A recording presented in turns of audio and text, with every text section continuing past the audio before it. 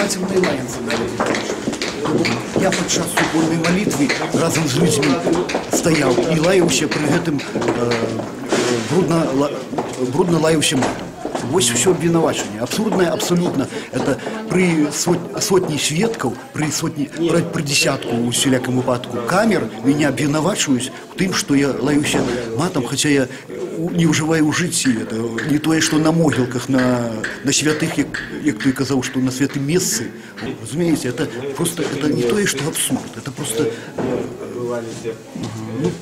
я нема слова у меня, чтобы сказать такое, что это...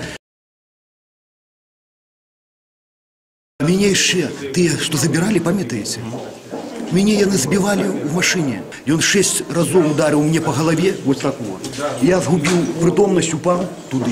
2 раза ударил по корпусе и 1 раз по ногах бил. Это кавалок мыла, які даюсь и туалетную паперу на 10 суток на утрымание на это сама человека в этом самом в тюрьме. Бачите, ці ні?